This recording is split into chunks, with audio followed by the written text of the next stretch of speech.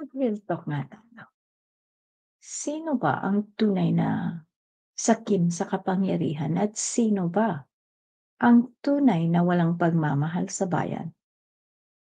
Pag-isipan natin ano ba yung mga akusasyon ng mga Duterte laban sa mga Marcoses. When I say Marcoses, hindi kasama si Imee dun ha, kasi si Imee ang tingin ko sa kanya, Duterte na apelyido nun. So, the first one is, the Marcoses just want to perpetuate themselves in power. Gusto daw pahabain lang yung kanilang pag-upo sa Malacanang. So, pag-isipan ninyo, nung 2022 elections, galit na galit si FPRRD kasi ayaw tumakbo ni VP Sara ng presidente. Gusto ni FPRRD kasi na tumakbo si VP Sara as president.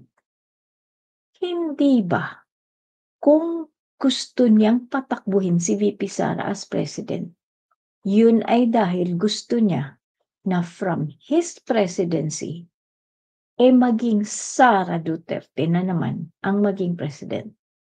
Hindi ba perpetuating Duterte presidency yun?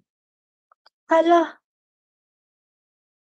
ibang pamilya yata ang naakusahan niyo, FBRRD. Also, ilan bang anak ninyo, FPRRD, ang nasa gobyerno? Ilang anak niyo ba ang elected officials? Nandyan si Pulong, nandyan si Baste, nandyan si Sara. Whereas, PBBM also has 3 kids, but only Sandro is an elected official. Hala, mali na naman yatang pamilya ang inaakusahan, FPRRD. Secondly, sinasabi, "Uy mga Marcos, dapat may delikadesa kayo." Kasi daw, yung People's Initiative is supposedly pinupush ni PBBM.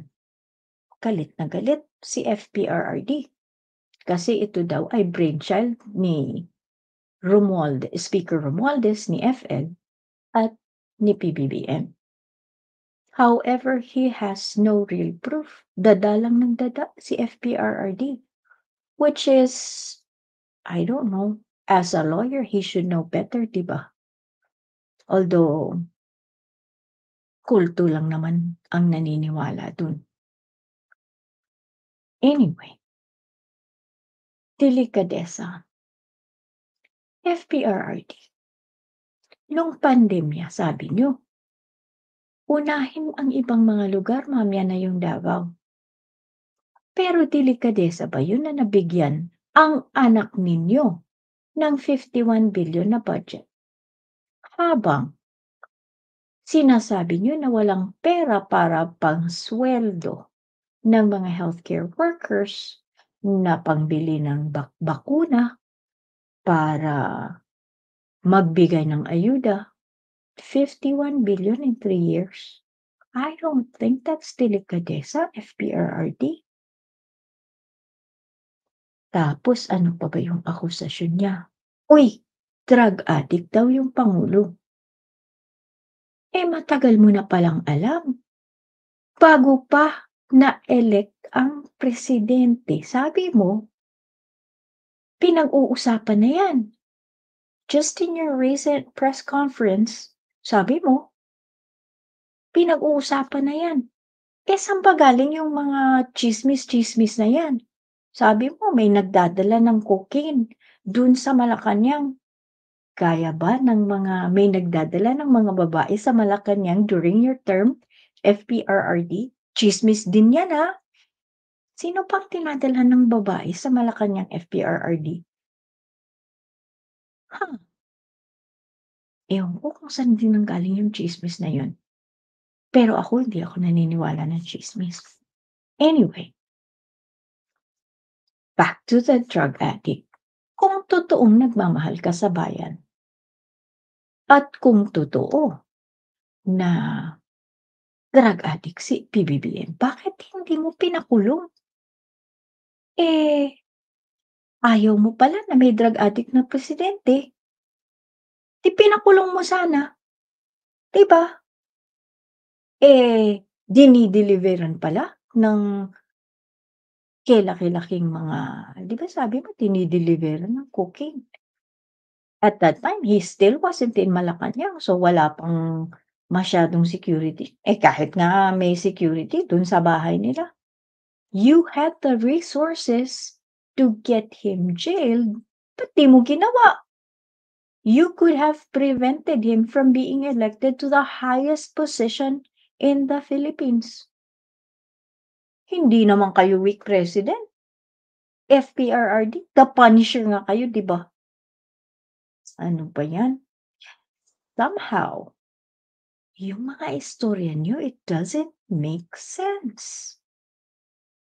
And also, by the way, even though fentanyl is a prescribed drug, any kind of drug, even though it's a prescription drug, it can be addictive, just like any unprescribed drug can be addictive. Nandun pa rin yan sa listahan ng mga addictive substances. It doesn't matter. 'Pag tinik yan ng hindi as prescribed. FYI lang baka hindi sinabi ni Honeylett, yung ewan ko pang-ilan yun na hindi niyo pala asawa yun. But anyway, just saying, yung mga istorya niyo po kasi paiba-iba. You know, just a couple weeks ago sabi niyo sa isang press conference, okey naman si Bongbong, and then at the rally sabi niyo, prayer rally ba yun? Ang daming mura po kasi nakakalito.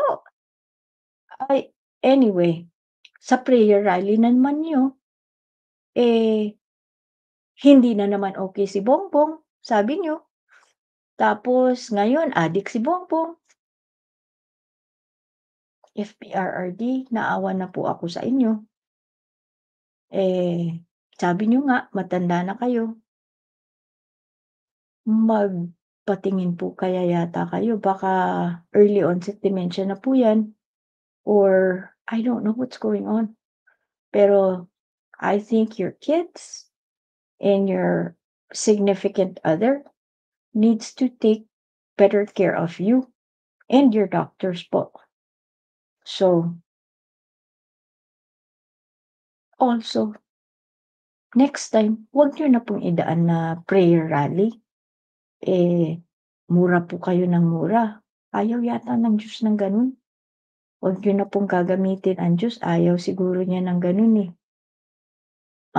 Unless po hindi yung Diyos na alam namin yung pinagdadasalan niyo. Real talk po, ha. Thank you. Bye, everybody.